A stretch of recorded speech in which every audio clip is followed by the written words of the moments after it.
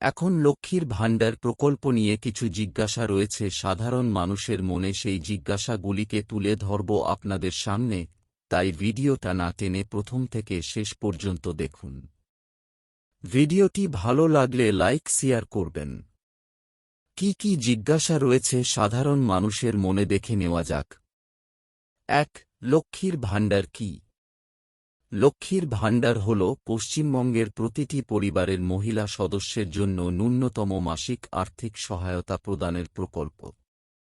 আর্থিক সহায়তার পরিমাণ যেটা ছিল এসসি ও এসটিদের ১,০০০ টাকা এবং বাকিদের ৫০০ টাকা, এখন সেটা বাড়িয়ে এসসি এসটিদের ১২০০ টাকা এবং বাকিদের ১,০০০ টাকা।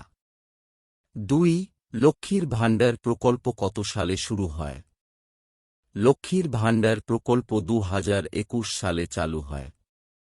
এই প্রকল্পের কাজ ২০২৪ সালে দুয়ারে সরকার ক্যাম্পের মাধ্যমে আবেদন করতে পারেন। ৩. লক্ষ্মীর ভাণ্ডারের টাকা কবে থেকে দেবে? এই প্রকল্পের টাকা প্রতি মাসে টাকা দেওয়া হয়ে থাকে ১,০০০ টাকা ও ৫০০ টাকা। ৪. স্বাস্থ্যসাথী কার্ড ছাড়া লক্ষ্মীর ভাণ্ডার কি করা যাবে? লক্ষ্মীর ভাণ্ডার ২০২৩ সালে এর নতুন নিয়ম অনুযায়ী স্বাস্থ্যসাথী কার্ড ছাড়াও আবেদন করা যাবে।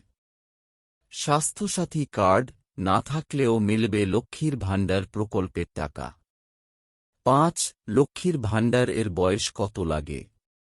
এই প্রকল্পের আবেদন ২৫ থেকে ৬০ বছর বয়সী যে কোনো মহিলা সদস্য লক্ষ্মীর ভাণ্ডারের জন্য যোগ্য।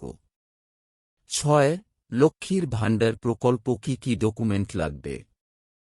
আধার কার্ড, ব্যাংকের বই, আবেদনকারীর ফটো, স্বাস্থ্যসাথী কার্ড, জাতিগত সংশয়পত্র ইত্যাদি জেরক্স এবং একটি লক্ষ্মীর ভাণ্ডার ফর্ম।